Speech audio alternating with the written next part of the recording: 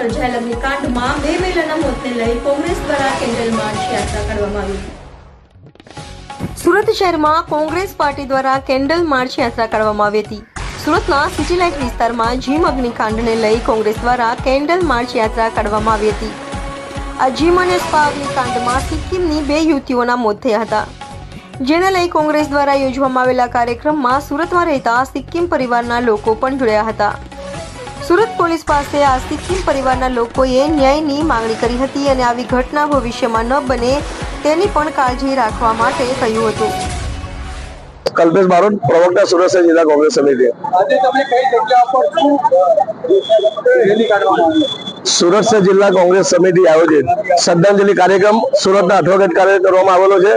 छेल्ला घणा समयथी वारंवार दुर्घटना बने छे, पण सूरत होय के राज्य होय के देश होय, भारतीय जनता पार्टीनुं काम मात्र भ्रष्टाचार करवानुं छे। भ्रष्टाचारीओ अने गुનેગારોનો સાચવવાનું મુખ્યનું કામ રહ્યું છે। કઈક પરમ દિવસે દુર્ઘટના બની, એમાં પણ 2 દીકરીઓનું મૃત્યુ થયું છે।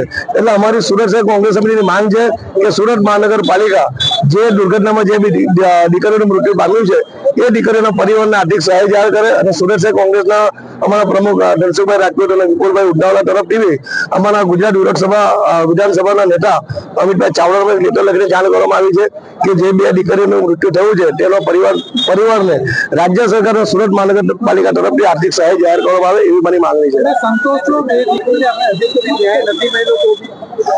વાત સંતોષની જ્યારથી રાજ્યમાં ભારતીય જનતા પાર્ટી સરકાર આવી છે ત્યારે સમગ્ર રાજ્યની જનતા અસંતોષમાં છે, પરંતુ અમે આ કોઈ મુદ્દાને રાજકારણ કરવા નથી માંગતા, પરંતુ વારંવાર દુર્ઘટના બને છે અને સુરત મહાનગરપાલિકા બોલો નાસીને તબેલાને તાળું મારવાનું જે કાર્ય કરે છે એનો અમારો વિરોધ છે।